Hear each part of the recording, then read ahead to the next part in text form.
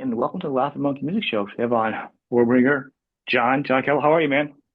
Hey, I'm doing all right. It's a medium cold day here in Central Florida. Been living here a few years, and I'm basically had my breakfast and I'm doing this interview. So, it's a pretty good day. Last few albums, I think starting Woe to the Vanquished is where I'd say is our like quote matured phase, right? There's sort of two eras of the band, right? And then it actually corresponds to the record label we were on for whatever reason.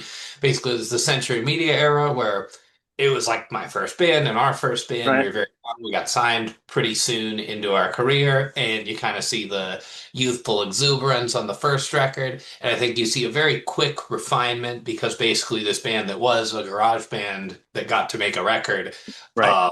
that's what we were. It was our demos basically on that first album. Very quickly like hit touring on a professional level with professional bands and basically was trying to rise to that standard as fast as we could. So I think if you look like between the first and the second record, the level of musicianship goes up very fast. And we got like by the third record, I think we have a lot like tighter songwriting, like some people really enjoy the chaotic songwriting on the second record.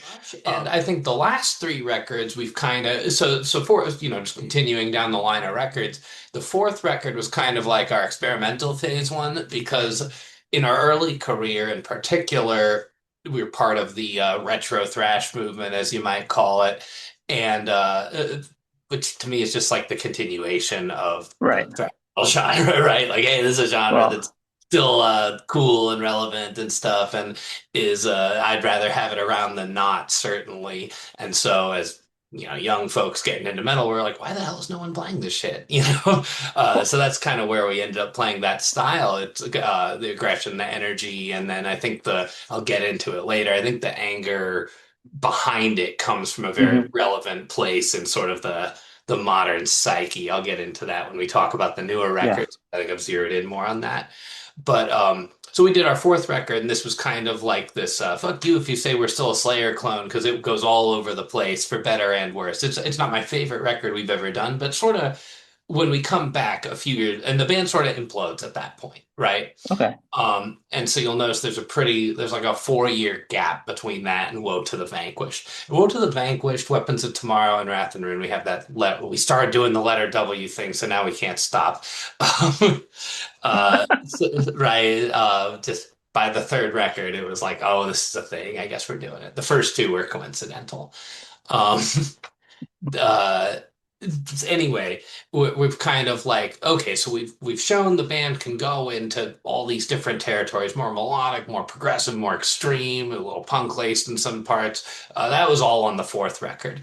And so now with Woe to the Vanquish, we're going, okay, we want to come back here and be like true to the core identity of this band of just being vicious and mean, basically, but also have like tight, refined songwriting, high level playing, and some musical adventurousness. And so if you look at Vanquish, the first four or five songs are just straight rippers the whole way.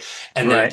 it goes into this more like esoteric direction with like an 11-minute song at the end of like trench warfare sadness. That's awesome. And so I really like that might still be my favorite one, but between the last three, and also I think between that, I took some time off. I did go to school and stuff, and I just got older basically as well. And I was like, so early on, the band's name is Warbringer, so I'm going like, and I just my dad was into like military history shit and I liked strategy war games and stuff as a kid. So it kind of came from that initially. And then later in life, I sort of started asking myself, I'm like, why was I drawn to themes of that or like machine gun fire sounding picking patterns and all that? Like I live in America in the the post 2000s era. Like what hits me about that? And I think, uh, something about the sense of you look at history, you look at modern civilization, and you imagine what's capable of, and then you see the reality of what it does, hmm and that distance makes you angry, or it should, with the problems it has. And so I kind of had that thought around Woe to the Vanquish. I'm like, yeah, I'm just gonna do this. It is more or less overtly political, you might say, because history is by its nature, warfare is by its nature. There's no getting around it. Right. I'm not gonna pretend it's not. like, yeah, I'm basically a pacifist. I'm more or less disgusted by human civilization. And that's sort of the message that I carry forth. And it's pretty focused for the most part in the last three records. They're Mm. overwhelmingly about that. Um, and I think that that made, so for me, because I think we succeeded in conveying that anger in a way, with songs that I think are pretty well crafted and stuff. And I'm proud of some of the lines I wrote and everything. I am very proud of what we did artistically there. And Yeah. I'm glad you mentioned lyrics because I was like, well, I don't play an instrument. I just do lyrics. And you hear all the time people say, well, lyrics don't matter in metal. I just want sick riffs and drums, Well, dude. they matter so much to me, especially if I'm going to really get into. If I'm really going to get into a band, Let's go. the lyrics matter. There's a lot of bands that have like great melodies, and I'll listen to them on the radio, and I'll be like, "That's a good melody. That's a good singer," or whatever. But I'm like, but that's not my band. That's going to be in my list of just all my list of banger albums. That is a forever go to because the lyrics are stupid or they're not. Sure, and I can deal with some stupid, often Yeah, people do like the fun thing, but what's really fun is when you're like, damn, that hit, I really like that. So I try to put those lines in and everything I'm saying in there, which is often more and more as it goes on, like Wrath and Ruin, a lot of it's like kind of personal and it's real. Like some of the despair you hear in there, yes, absolutely, I feel that. God damn it, I'm a modern person. I'm getting squeezed, I'm broke as a joke, even though I work. So like you know, well, I think uh, it's very relatable. I can relate to you. I like where you're coming from. I can relate to your political points, your war points. 'Cause I don't think you glorify it in a way. But I mean, in the metal world, all of us they were like, we like fantasy. We do like war things. Are just kind of enjoyable to watch. In the past, a lot of us like history. I'm a history buff myself. the ones that do have more of a, point that I want to get across in Right. them. I do really try to make it more evil and grim than like wake up sheeple or whatever, Yeah. right? I don't want Exactly. to ever hit No. those notes. I don't want to ever be like about one particular event that happened today or whatever. I wanted to more or less, like I was saying earlier, communicate my sense of sort of anger and disappointment with modern civilization and then sometimes my own place in it. Um, and that can come across from like one of the better lines on Vanquish. I think it's the whole end parts of Shellfire, where it's the wounded soldier in the street who's like, you see, he's basically like, you see me there lying and begging, and you fucking look away and ignore it and don't care. And I'm like, we got home. There's a street full of homeless veterans in Los Angeles, so I'm Hmm. talking about that, but I'm going to use a historical context to like take it out of the current discourse and make it less about like sides or whatever, which is a dumb way to look at politics anyway. But I agree. and make it about like the emotion. I'm going to try to get because it's music, right? If you want the fact Hmm. of it, there's a lot of stuff you can and should read. But if you want the emotion of it, that's what the music's for. And I do feel some way about that. And there's a sense of, but in that particular line, is supposed to convey like a sense of betrayal. And there's a sense of betrayal of people that are not me. In this case, this is my, I guess, imaginative empathy of it and the feeling I get from that, if you will. Other things like, I don't know, Better World is pretty on those, right? Completely like I felt totally depressed because of all that stuff. I straight up went to a Right. therapist once and was basically like, hey, doc, I feel depressed because this is the state of the world. And they're like, well, can't really fix that. Do you want any drugs? You know? And that was that's sort of I like read some stuff that I wrote about in like interviews about that song and whatnot that got me thinking that line of thinking. But then when I try to like address it personally, it's like there's nothing there. You just gotta bite that bullet, man. And that's real rough, and it has grave implications Right.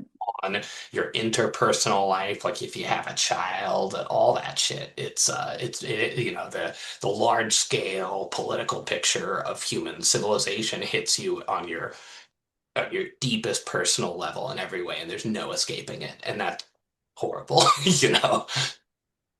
Well, it is, and I think one of the things like what you do and you sing about, and a lot of not just you, but like people talk about this true history that's been already happened. You look at it; it's almost like people don't see this stuff's happening. I'm like, history is kind of like a sneak preview of what already happened. It's kind of like what's happening. I mean, can you not see this? Can you not just go back and look at And this? Not So, made so up. I They're was not. I was teaching in a private school, and as a teacher, right, you always got to answer. There's the kid who right, he's being disruptive or whatever, but rightly he asks like, "What the hell's the point of knowing this?" And you got to be able to answer that question. My My God. stock answer went something like this: Okay, so you can't. If you want to know what's going on in the world, in human society, in your world, right? Why does the world look the way it is, right? Why do things go the way they go? Well, the present just ended. What I just said to you is now the past. And the Hmm. future, well, I don't believe in none of that crystal ball bullshit. So the past is literally all we got for analysis. So if you don't know it, you can't do analysis. It's that simple. So that's why a lot of the time I'm looking at that to talk about present tense stuff, right? And I think that that's very like intentional on my end. And sometimes too, you'll look at things like War of the Vanquished has a lot of like World War One shit on it, or Weapons of Hmm. Tomorrow continues that. Firepower Kills is like there was this window. That was on frickin' Philippe Pétain, Henry Philippe Pétain, who was a hero of France in the First War and a Yeah. traitor to it in the Second. Um, Said firepower kills, and what he meant was, hey, between about like 1860, 1870, and 1914, when the First War starts, firepower went through this revolution where it didn't get like twice as deadly. It got like 50 to 100 times as deadly. And tactics hadn't adjusted to that yet. And when you look at the early battles of the First War, it's just like these atrocious, Oh, no, just unspeakable right. massacres you can't even imagine. French army loses like 29K killed, not casualties, killed in a single day in August Insane. 1914. Yeah. So that, I mean, and can you even imagine? Like you Like a haven't seen town. or Like a small you haven't town. seen a horror movie or anything. Like I can't imagine it, right? And I it's so and the thing is, this is like the same time period where you have like scratchy gramophone records that your great great grandparent might have listened to, right? That's like Hmm. ancient by modern standards, right? So the thought with that song was like, dude, they had already made that level of advancement where you can just cut down people like grass by then. And we've done a century more of that. That's a terrifying prospect, which kind of ends in the way that song ends, with Hmm. apocalyptic notions. And so, again, I'm trying to take history and tie it into sort of my fears of the present and the future. Well, if we did this a century ago, where the hell's it going next? And I think that's a legitimate way to go. And I think like metal's a good medium to communicate that because it does go in this like over the top escapist way. The character I am in the band goes like so. So I'm pretty happy with the way those went. And also, I think just if we're gonna make more than a few albums, you kind of gotta, as an artist, justify yourself. Like, am I making a record because my contract says I'm gonna make another record, or do I like actually have a reason to do it? That's what I'm trying to say. It's like You a know, history album with a cool soundtrack is what you're making. You know what I mean? some of it's okay, I have some shit that's just like dark fantasy in there too. I try to not be like Okay. too one note, but those are the overarching themes, and they really have been on the last three records. And I think the reality of it, and that we're kind of veering away from some of the fantasy or like comic book-esque battle Hmm. stuff that you find on the early records. I think that makes it deeper and better, in my opinion, or at least I think I can write like better stuff on my end for that. Um, so I'm pretty, and some like the last record doesn't have two. I think there's like let's see, two songs that pertain of eight that pertain to battles at all, really, and then the rest is Right. like social decay and dystopic themes, Well, look basically. when you guys came out, though. Look when you came out and look at the administrations without getting political. I mean, look at the economy and Well, the way that that. is, but I guess I'm not trying to be like finger pointing either, what I'm saying, but if you kind of look at the arching themes of writing and how your writing has changed a lot, it's gone more in a way towards society is not the same as it was when you guys first started out. There's less chance for fantasy stuff. There's more. We're looking at real things every day now around the entire world. The wars are different. Freedoms are so, different. I think democracy is actually at its Rubicon. And the people don't know oh, what the Rubicon is of it, and they need to go look up history. It's exactly what people know about history because it is its Rubicon of its own. I'll tell you this. I don't think we've had a democracy since like before I graduated high school. I'm 39 now.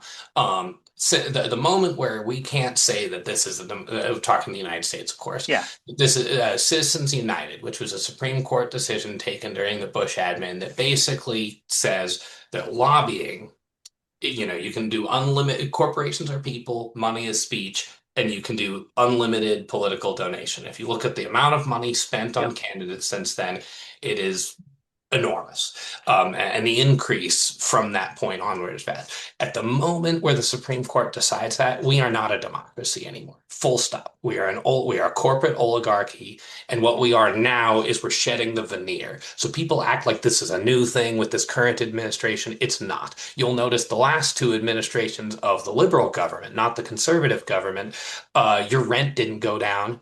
The first thing no, the Obama admin did was bail out the financiers who ruined home ownership for a yep, generation because that's who their constituents were. It's not you and anyone who's like, get out there and vote. As George Carlin said, if voting mattered, they wouldn't let you do it.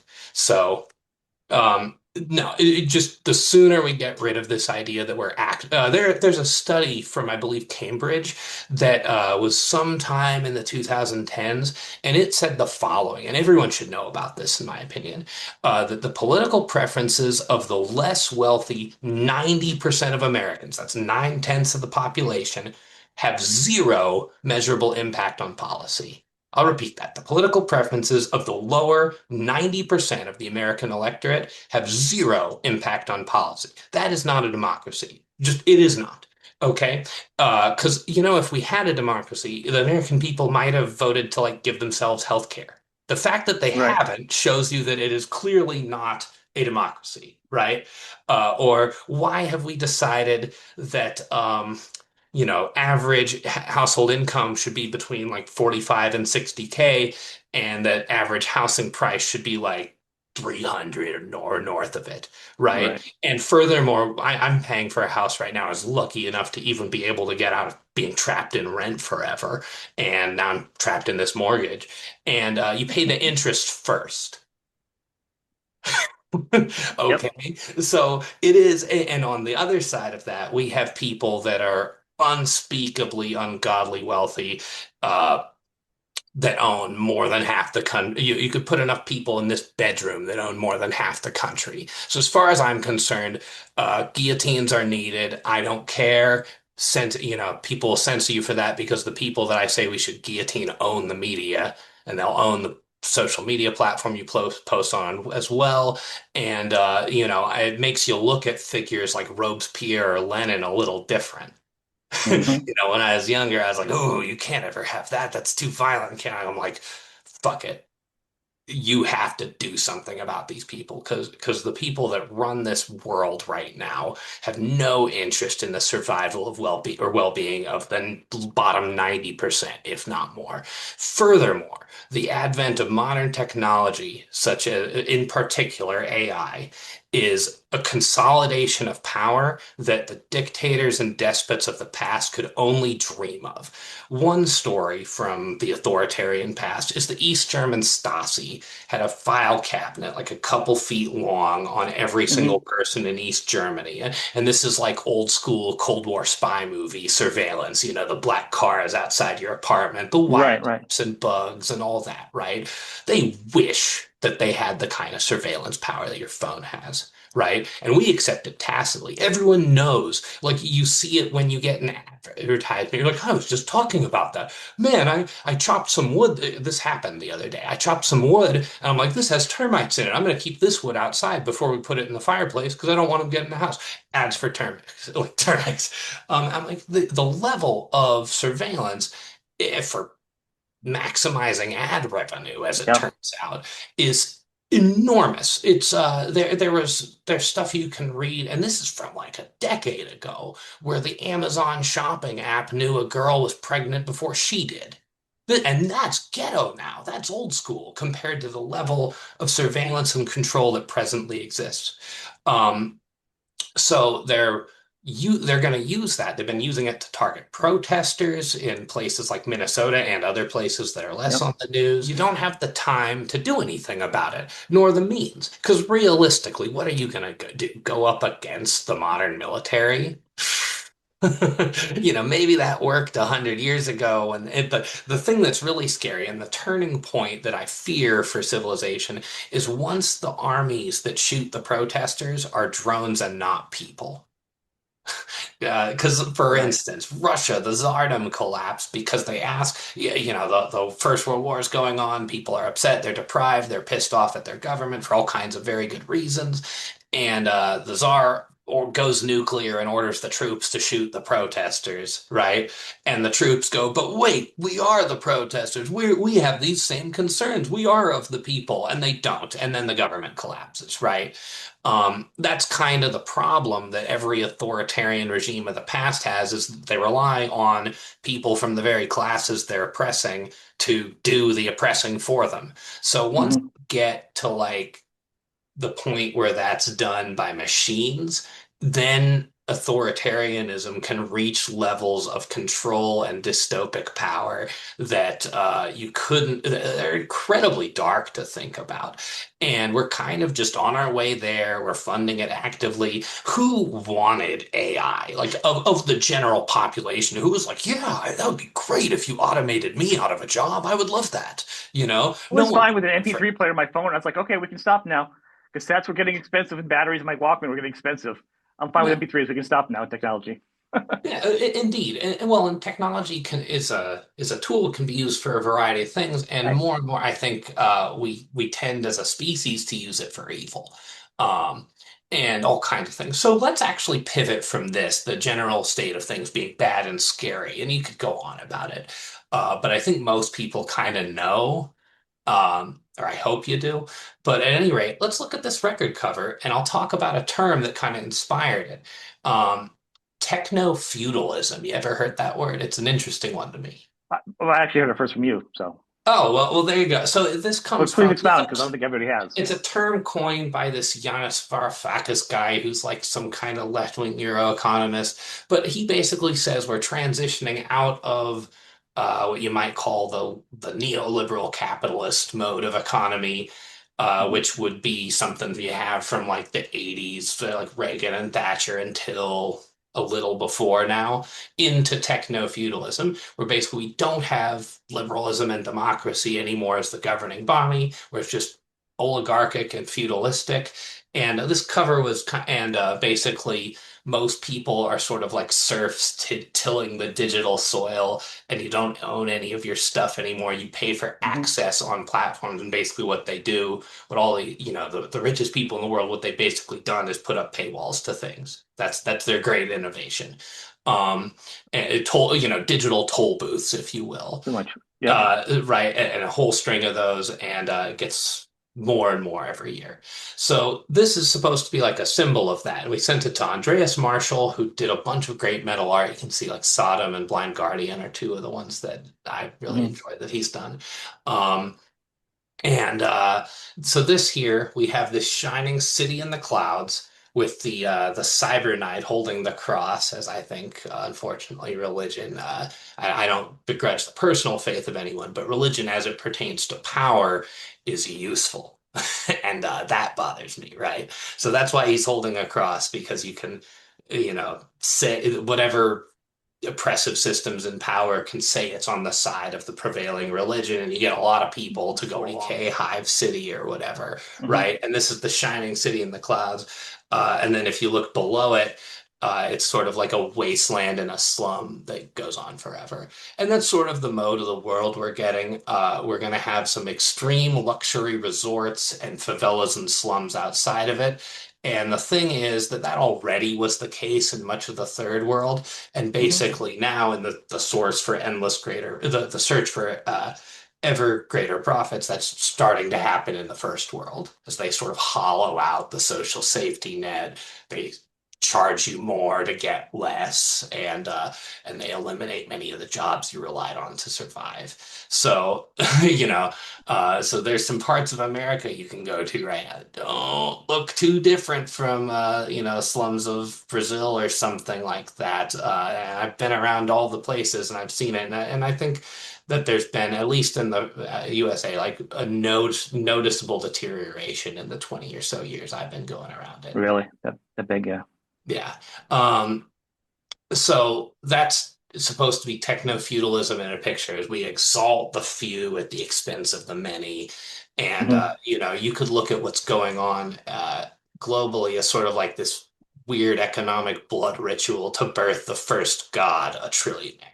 You know, the men who will be as gods, right? It's a line from Towers of the Serpent from the Yep. fourth record. So I really think that it's very evil. And also, I feel powerless against it. And in fact, I'm gonna go like run around and I'm fucking running DoorDash yesterday because I can't get a goddamn job because my resume sucks because I'm in this band, right? Right. And I did get the degree, and I was on Dean's list. I was even pretty good, and it doesn't fucking matter. And actually, one of the things that's really painful to me is that were slash are one of the more successful bands of our genre and time, and we did actually go and get a record deal and tour, and are known by a large number of people, and that's not good enough. And basically, the great tragedy for me is I have to scale down Warbringer and do it less because I can't afford to live. So, when I said what's coming up, like that's all that's coming up for a minute because I have to go and find someone who will pay me regularly so that I don't lose my fucking house and so that I can like support my wife and stuff. And that's really painful for me actually because we put in so much work for this thing. This is my life and my blood. And I almost like I have these posters and stuff on the wall. I actually took them down like a couple months ago. I took them down because I didn't even want to think about it at a scale of popular in business that we Right. simply aren't. I've been trying to get there for a while, and I've felt that we've tried to do that without compromising the vision of what the Hmm. band is or quote selling out or whatever. And we certainly haven't sold out because we haven't sold enough to keep going. And so like the band has become Band of Theseus, like the ship of Theseus. We've had to Hmm. change members so many times. And even since we wrote this record, Carlos Cruz and Chase Becker have basically gone different ways. Um, wish them all the best. I get it, you know. Yeah. And just I'll say it, Blake Anderson, formerly of Vectors on drums and has been for the last year, and Luke Cohen was chosen by Chase Becker to play lead guitar, and he has, and they're both fantastic musicians, and they've been in the band for the last year. But it's and these And are that was a Bloodstock lineup too, right? It was a it good. was, yeah. I just saw that online recently. I love that. These guys sound great though. I But mean, you've never sacrificed quality though. You may have had some no, we changes, but can't. the band has not been like, oh, that was a bad error. Like it's always, you've kept a level. I appreciate you saying that. We've certainly tried, but man, it's not easy and it sucks. Like we had this lineup that was stable and wrote three records, and Hmm. they're pretty acclaimed and well liked, and we've Hmm. reached more acclaim and respect in the metal community than we've ever had before. And still people have to bail because that's not good enough. And like that just kills me, man. I don't know how to say that. That shit makes me want to cry. Like it's fucking brutal. Um and pretty much I'm gonna have to like put this on a level. I don't know if I'm gonna make another record, to be honest. Because we lost some of the people that wrote it, and I don't Right. want to ever make a record that was worse than the last one just for the sake of making it. And it kind of like took a lot of the wind out of my sails this last year. I was like, I'm gonna go put this record out, and this is my last ditch attempt to make this work and make this something I can like continue to do in my life. Um, and I went, I played my heart out, and we're kind of, we did okay. But pretty much whatever I made, gone the second I go home. Our USA tour, straight up taxes. I paid our taxes with that, and that's it. Like can't like not paid our taxes and bought Yeah. groceries once, just 1 to 1. And I'm like, man, that was pretty, and that was a month of me busting my ass driving a van and playing every night and stuff. And I've not a day of leisure there, right? It's go, go, go the whole time. Yeah. I'm getting older too. I have like injuries and stuff from doing this for 20 years, and I hurt every day. When I'm home sitting here in my bed, I still hurt. And it's like it's really kind of like beating it out of me a bit. And so there's almost like when you I'll just be totally real with you. When you say like how much you love Yeah. the Yeah. band, there's No. almost like a bit of like a to that because like I think it's great too, and I'm like, but that doesn't matter, you know. At least it doesn't matter in terms of me being able to do this in a continuing fashion. I've done it for 20 years, and like I've been poor long enough, and I'm really sick of it. Um, yeah, because it sucks being poor in USA, dude. You Yeah. can't do shit. And you get charged for being poor, in fact, in many ways. It even makes something like, hey, dude, that was a great show. I love your record. It almost like hurts a bit. Not because I did, but just because I'm like, man, I did all that. We put in all this work to be this band and to write these songs and to play them all over the world. And like, I'm I have and I got like nothing. Like no, I don't, not that I have nothing, but I have no security Right. whatsoever. And I've been, now I'm in like, recruiting hell basically. And like groveling to whatever fucking employer will employ me over and over and like sending applications into the Yeah. abyss. And I think many people experience this when they're between work. And dude, it's been rough. And it like that hits your personal life and your wife's mad at you because you don't make anything. So like that's to be real, I'm gonna like pretty much finish this year's concerts that are already booked, and then I don't know what I'm gonna do with the band after that. I think we might just sit on very low cruise control, but I don't think I'll like go on tour after that for the foreseeable future. I might do like a concert on the weekend here and there, but I'm past the point where I can really sacrifice regular I employment, don't think that's shit wrong with like that. that to go I out don't. for a month and try to conquer the world, right? Because we tried and we pretty much didn't. We made it pretty far, but not far enough. And yeah, anyway, I think I'm spinning my own wheels there. But some of this you'll hear on the record, like some of that kind of feelings. You'll hear that on the last couple of records if you listen to certain songs. Um, anyway, that's just me being totally real right there. And and also a lot of respect to Blake and Luke for joining the band. I do want to say that they really kept the standard of quality, and I never once Mhm. heard like, "Man, you guys were better when you had X," and that's because I think we refused to accept that. We always Yeah. took the live performance and the quality of the music really seriously. And like I said, we have to sort of like justify ourselves for the universe. Like, God damn it, we did this and we did it right. No, I mean, well, dude, it's a big change for me because I've pretty much been full time on the band my whole life. Yeah. It's little gaps here and there, but like pretty much. I mean, we used to when we started, and it was like right out of high school, so I kind of don't know how to live another way, if you will. Yeah. I'm not very good at it. I know what to do on tour, but it's like it's killing me. So anyway, that's sort of where but that's so it's scary for me. Like, what's my life gonna be like? It's gonna have to be different, and Hmm. I don't like that because I wanted to play music, So I did for a very long time. I'm going to continue doing it, but I can't, I don't think, like, I don't know if I'm going to have an eighth record. And partially that's because, like, how many records of my, like I said, we went through this whole development. I got the band to where it is, I think, in my own work as a vocalist and lyricist to where it is.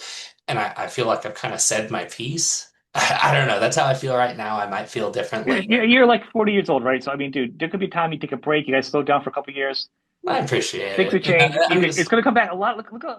They come back, whether it's a tour, whether it's just an album. You're going to have more to say. You're too smart we of a guy to not lost have anything to say. we You know what I'm lost saying? some core members. The last three records were largely a writing partnership between myself and Carlos Cruz. Carlos Cruz ain't around, so like I don't know. I rebuilt the band a couple times already, and I don't have that feeling at least right now. So that's just me being totally real.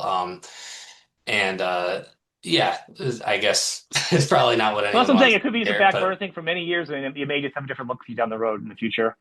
Creatively, you just might, be inspired later on. I hope You so. might not. You might not. But I think Yeah, no, I've always found artists at your level of like intelligence and talent, when you have such a bad situation like that, at some point it's going to come peeking out of you somehow. After maybe catching your breath, getting more settled in, you've got I something more to have, say. At a point in your life, you're like, I just can't. You're just there's just too much inside of you. Just not yeah. now. Maybe I appreciate the encouragement, and you know, I kind of had something like that between the fourth and fifth Yeah, records, so that did happen before, and I am aware of that. Just yeah, it's been a tough year, I guess, in that regard. However, let's you know, this record. Really proud of it. Really proud of the work we did. It was just a great. real shame when we go to tour it that the guys, you know, some of the guys who wrote it weren't there. Right. So like right away out the gate, we're trying, you know, I'm trying to push this thing and I think it's great. I stand behind it. And like we have to rebuild the band to even go on tour. And I want to again tip the hat to Blake Anderson and Luke Cohen for their phenomenal work and musicianship and their friendship as well. I really love Yeah, those guys. So I think the band, you know, and them taking on this mission of we gotta be Warbringer, we have to be a I'm not interested. I told Luke, I think I'm like, I'm not interested in being like a pretty good thrash band. I want to be the best one, you know. Otherwise, I don't see the point. If you're not, you have right, to, you know, it's someone else's thing to determine who is, but you have to at least reach for that, or what are you even doing? You know, that's right. right. You have to feel you're the Like best of you, at least, at the very least. You know. yeah, we want to be exceptional, or because especially I don't want to do this 20 years to be like, okay, you know, that does nothing for me. That doesn't fulfill me. At any rate, yeah. So I do want to like take this moment to say like Blake Anderson he played on the first three Vector records and did excellent work there, and we toured with him in 2014. And he played drums for us, and Luke Cohen's just an absolute shredder and chill dude. So we've had this great lineup, and I'm really proud that we were able because we were doing like rehearsal. We were grinding out rehearsals before the first USA tour we did for this record back in like March, April, I think. And it took a second, the older members, but that was a real challenge we had to overcome to tour this record for the last year. And when we go forward. We're dialed in now because we've done four tours with this lineup, Right. so we've got it. One cool thing is You we're do like throwing, cheering, you get the satin jackets with all your names on them and stuff, and they're like the dragon on the back. It's yeah. all be the same at the end. As an official member, you can do that. The satin Oh, jackets. I wish we had those. Would that Those be would be right? yeah. No, so and one thing that's cool, we're gonna throw some new songs on the set. We're gonna start playing Strike from the Sky in Asia, so I'm stoked Oh, about nice. that. Yeah, I like that one a lot. Oh no, it's pretty raw. We didn't overdub anything. It got a mix, and that's about it. From Bob Briesing, who's our sound Oh, man extraordinaire over in Europe, who great job. was Good job. working with that. Yeah, on Bloodstock and stuff. That's him as well, and his work. So Okay. I got to give a shout Props out out to to him, Bob. Bob. Yeah, Bob does great. And he's worked with a number of other cool bands too. Been doing metal and other sound for a while, and he's really grown into it and become just excellent at what he does. So proud of Bob. He was at my wedding and stuff. I love that guy. But anyway, my thing about the live record that cracks me up is just the number of times I'm angrily going like Budapest. I'm just pissed off at Budapest, man. It's awesome. Because it's like mostly there. That was a really killer show. I gotta say. How do you keep your voice so strong, especially as you get older? Like that's one thing I could never grasp. Like because you guys are, I mean, like literally, because I mean, especially when you're at a gig like that, when you're in the studio, you can take a break, you can drink. I know you hydrate and stuff, but I mean, that's a lot for a voice. And you're in the sun. You're like it's like really talking about wars and gladiators. You're in the dust. I mean, because when you do those festivals, there's just like a big dust ball. I think there's like a Shrek in the middle of this big pit in that one. Yeah. If you look watch the video, right, it's the pit of dust and everything's on you. The sun's on you, and you're of course you're wearing like black or something probably, right? And it's like you're just Mhm. like ugh, and the dust is blowing on you, the heat, and you're just powering through, 40, 50 minutes, an hour set without Yeah. any. How are you keeping that level of your voice? I've been doing this 20 years, so it just kind of happens. Well, it I doesn't happen to do. everybody though. That's what I'm saying to you. Like, is there anything with you that's natural? Because I can tell you, not everybody does it that way. So I probably don't have like perfect technique or anything. And I have this. This is a stock line I have when people ask me this. You know the old X-Men cartoon? And you Oh, know I how know all the yeah. Wolverine, how he has the claws that come out through his Yep. hand, right? So I think Cyclops asked Wolverine, or someone asked Wolverine, he's like, "Hey, does it hurt when you do that?" And he goes, "Shh, every time, bub." That's kind of how I feel about it. Like it's always difficult, and it's my job as a performer to not let you see that, right? Um, I get that, but you're not blowing your voice out though, and so there's got to be a natural part of it it's though. No, it gets tough, and some days like Bloodstock was not the easiest day. I was really sick after that, so I'm not sure if I was like sick the morning of, but like that night I was like I had like a. It's a good thing we didn't have a show the next day because I was in bad shape that night actually. Yeah. I sat out like the last few bands, uh, lying in our van shivering and sweat. It was like a pretty bad night for me actually. Um, Wow. After that show, yeah, after you sang, same day that you're talking about the really? Were you stuff. It feeling was that that earlier same too night. in the day, or did you just kind of hit you? We That's went early. crazy. I think I was like a little Okay. flabby Yeah. or whatever. So I think I pulled through pretty well on the set, but it wouldn't. I don't think it was like the best I've ever done. Um, but we try to hold ourselves to a pretty high standard because the crowd needs it. It's for respect to the fans and of the music.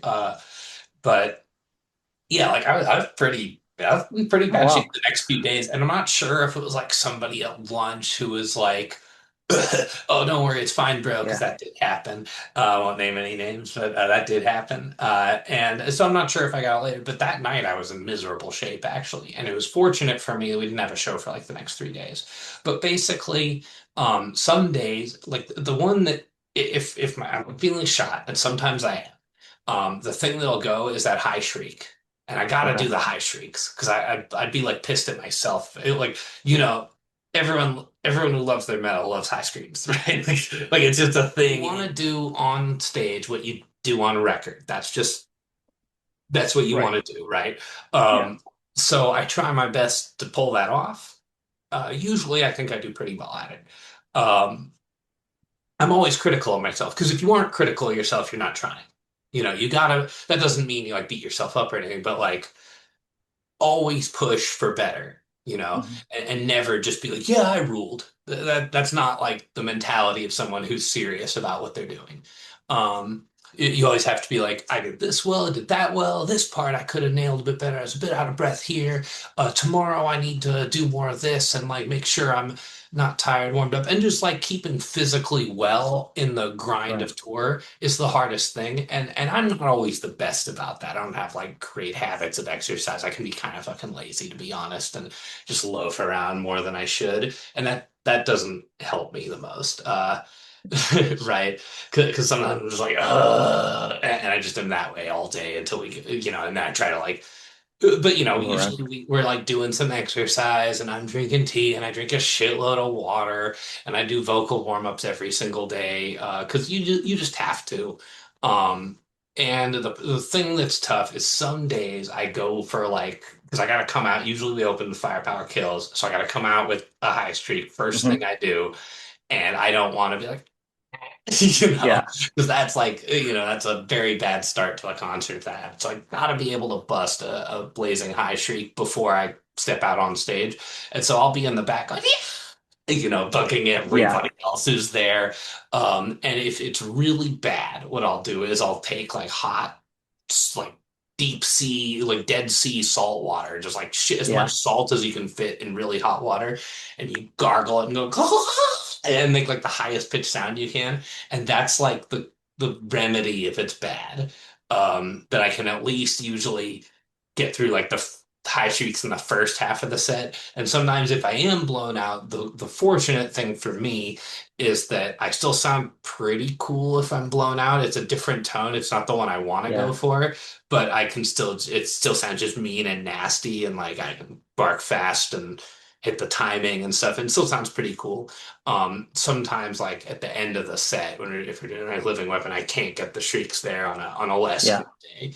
Um, and I'll know that, and I have to know that, and like not go for the ones I can't hit.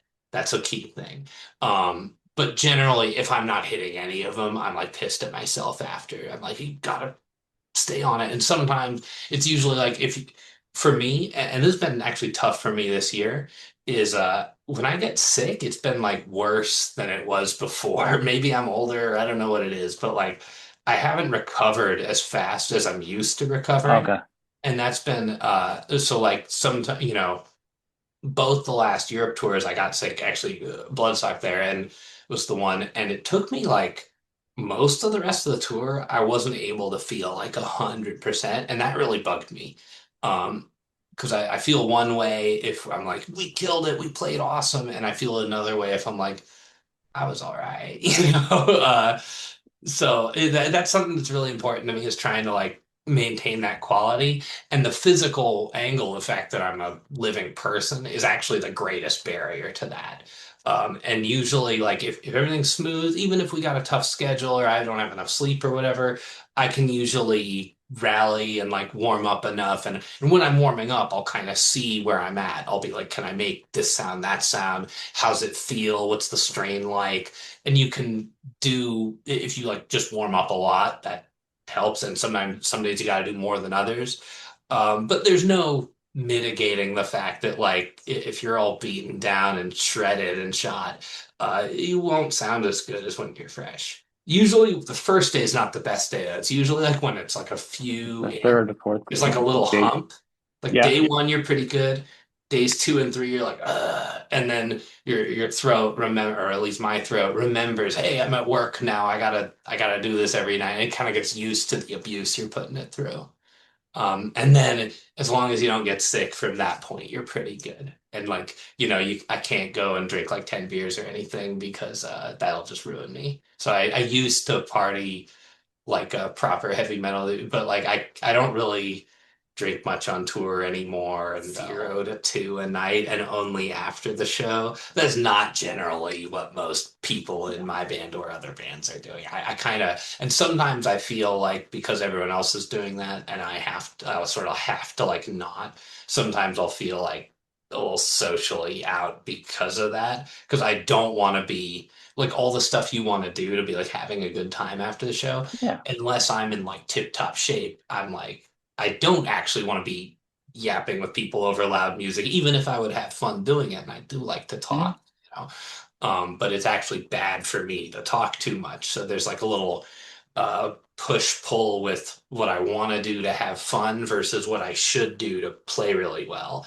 And those things are sometimes in opposition with each other. And I gotta lean to the second one, or I should if I'm being good and doing what I want to do. I don't think many people would question that though. I mean, I think, I could be wrong. I mean, I think first off, being a live band and the kind of music that you guys do is very intense, and that's why people I'd rather see you on your worst night than ever hear AI music. You know what I'm saying? Because Well, that's a low bar to clear. oh my God, you get my point is it's a live voice. So I'm using you as an example. Yeah. So I'm talking to you. Oh, I'd rather hear a live voice not doing who they feel that they're their best. I'm not saying I'm saying you think you're not your best. I'm saying I want to hear a live voice over a make believe thing. Perfect. I already have the album. I could just listen to your album and stay home with the air conditioner 100%, on. Why do I want to be 100%. in dust, the Shrek around me? The point is to enjoy well, it's kind of fun actually, but the No, point is to be in a live situation and enjoy what's happening, yeah, the I environment. prefer human expression to Yeah, mechanical technical perfection. Because, it like, wasn't a dig towards you. no, I didn't think it was. I know. But if you play a track, that'll be perfect, right? But fuck that. That's lame as hell. That's not live music. You can use it for like, we use it straight up, like the intro. That's Yeah. it.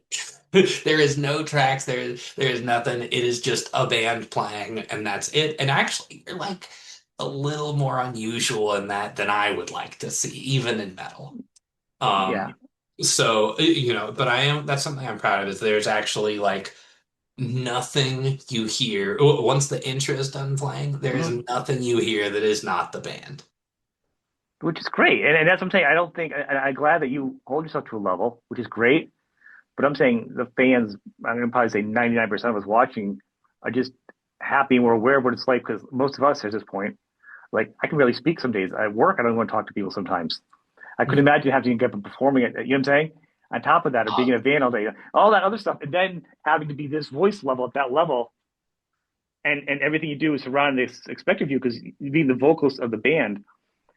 it still goes back to you because like people can change your guitar strings or the drums or the sticks or this or that. You can wear gloves in your hands. If you're not feeling good, you can drum and kind of throw. You're right in the middle of the stage, and everyone's listening to everything you do.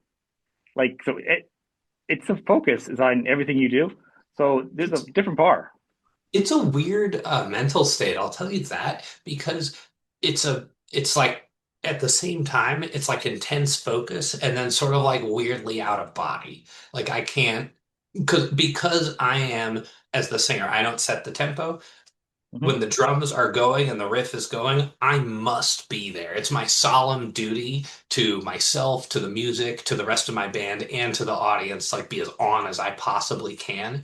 Um, and so like I don't get to think, but weirdly, sometimes I'm used to it and I'll catch my mind wandering something irrelevant, like or something like I looked at someone in the crowd, what do they do? And I'll like my Yeah, mind will go, and I'll have to snap myself out of it and be like, dude, focus on your delivery. You know, it's weird because some of these songs I've done them a million times and I could kind of recite them in my sleep. Or sometimes it's weird. Adam Carroll, our guitarist. Sometime a couple years ago, we were going through songs on the first record that we never play anymore, and yeah, like, do we remember them? And I'm like, I don't know, how's like verse two of Born of the Ruins go or something like that. And when he like started, he was just straight like mouthing the riff, going like da da yeah. da da da da da da da da da, and like it just came out of me, and I'm like, I didn't even remember that I remembered that. It's like a kind of muscle It's weird. memory It's kind in of a there. thing. Yeah, it's in there, So I don't understand when you see a guy like needing a teleprompter or whatever. I'm like, I don't know. I mean, I couldn't imagine myself. That's one of the weirdest things I think to me that of all the discussions of all the music I always talk to an artist is like when you get up there as a musician, because everyone works differently. Like, are you yeah, I nervous? Are you guess comfortable? Because you that's just me. sing. No, I'm saying, but it's amazing because everyone's so different. And that's what I love to hear because you're first off you're the host of kind of a party, not in a Daily Roth sort of mind, but you know what I'm saying. You are Sure. the host of the entertainment because you're the voice and you're talking and introducing whatever. But you're also the musical director. You're also the cultural director. You're also like different. Yeah, You wear a lot of different hats, and but you got to be entertaining and you got to hit a lot of different points for a lot of people there. But then at some point, you've done that show, or you've done something enough times where all of a sudden you go to this drive. We said, "Hey, welcome here. I'm glad you're listening to this here." It gets some things. And I know artists, huge artists, have said, sometimes I get lost in one of these songs because we got such a big piece. He goes, "I was thinking about my groceries or something, whatever that night. I lost my place in the song." Like it it has happens. happened. It Things like has. that have happened. And like, and I get messed up. And these are like, and they've said in the show, I'm not going to go to, but it's funny because it's like you do get to a certain habit. We all do of certain things, and it doesn't. It's not that it's less important. It's just that your mind wanders and you have a lot going on. So I always wonder the mindset and the headset of each time going on stage to be there. And then of course then you got artists that are going out there with this is going on with my spouse. My spouse is mad at me, or we just had a baby, or I'm sad, or I'm Uh-huh. happy, Oh or yeah, yeah. all the emotions, and then you still got to go out there and be like, "Hello, Cleveland," Right. Hello, Cleveland. right? That's right. I don't After know. you get out of the closet and you find the Yeah, yeah, stage. you caught it. Yeah, you're right. Yeah. Dude, no, absolutely. It's a super weird headspace being on stage. And it's honestly fascinating to me because I still don't know how to put my finger on exactly what it is. Time gets weird. It's like both fast and slow. That could be a Um, book you could make. You're a smart guy. You should write a book on that. It could be a whole oh, psychology. Is a whole that'd be awesome. it's I don't know if Talking I to got lead that singers, much it could be a material, but thing. I could probably write a chapter. But yeah, time gets fast and slow because like the song happens in like in general like, we're blazing fast. Yeah, The song like almost happens in slow motion, but then when it's done, it was like a second long. But when you're on stage, it's like very long. yeah, And the level of exertion is very high, and it's just weird, you know. It's a very interesting and strange headspace and your adrenaline is going at full tilt, or it should be at least. I try to keep it my own right. energy and level of ampedness as high as possible because that's like what the music's supposed to convey. I think sometimes I'm like, man, uh, of all the things to like put miles on your body, like playing thrash metal, dude, because you got to go up there and you can't just be like chilling. And plenty of great musicians are coming out there and they're, playing great songs, great music, but it's not like super physical. But thrash, you have to be like, ah, you have to convey that to Well, people. that's why musicians are Um, like sailors that tour the world and they get kind of tired. But thrash in this kind of genre are like pirates because not only are you sailors, That's You're really it. just pushing it to the edge each time. It's your Well, final yeah, performance each you have time. because your goal is to get the crowd to go ballistic, so you Right. have to go ballistic, Yeah. right? And summoning that easier some days it's automatic and you couldn't help yourself. The riffs hit, you're just there. And other days you got to kind of pull it out of yourself. And it's, I think it's your duty as an artist, like do your best at that. You have to Right. because it's easy on the good shows. It's not easy on the bad shows. Right. But the people who were there that night, they still came to see you, and you better give them the absolute best you got because you owe it to them, I feel. Um, so I really do believe in that, and I think that that's something I always challenge myself with, and sometimes too, like if that day I'm in like a shit mood or feeling crappy or Yeah. whatever, it can be like you gotta gear up or in the bag, jump in the Well, things, whatever. I gotta like psych myself up sometimes or various means to like get myself do you think you to do like I know act some on people say stage that how I want to. some I've heard some artists say that like it's almost like just two of them. They're the performance, almost like an Alice Cooper type does. Like you're this person on stage. Well, not even an actor, but you are playing a part. And then when they're done, they release that person. It sounds almost like that's how they've lasted a lot of the artists for so long. You know what Yeah, I'm saying? Like it's like they I would say transform into that too. person, and they're like, all right, this is this character I've built, and these are the realm and the walls. And this is what I have to do to be that character. When I'm done, I don't need to go party or drink or whatever because I need to be at my best to perform that character. Yeah, yeah. Now, some people might think that's cheating, but I No, don't think so. that's totally how I feel. Because, It's like, healthy. I'm not talking to you in the voice I sing in. That would be like kind of intolerable. I think a little cool though. I'll be honest with you. Sure. Yeah, It's really loud, dude. That's I one know. thing is I'm Yeah, like if you have me do the Warbringer voice without a mic or anything, it's like yeah, unbearably loud. Like people really. can't even be on the backstage with me. It's like I'll go like to the bathroom three door down and everyone still hears me. It's I used to when we were like very new, we would sometimes like I didn't have a PA at first and I Hmm. would straight up just be screaming over the amps and drums and like you could hear it was hard and it's like definitely not the best way to do it, but you could hear me. And I just am that way. And sometimes too, I've heard that even like my talking voice is too loud. I get told to quiet down all the time. And I I'm get that. My wife tells me not, that all the time too. My kids go, "Would you yeah. learn to whisper in a helicopter?" I'm like, "Good. I'll find a place to live." Yeah. This has been Um, fantastic talking to you, buddy. Thank Thank you you. very much, Sean. I Thank appreciate you. it. And thanks to all you who listen for hearing me and listen to me talk. I appreciate it. Thank And you. I hope you enjoy the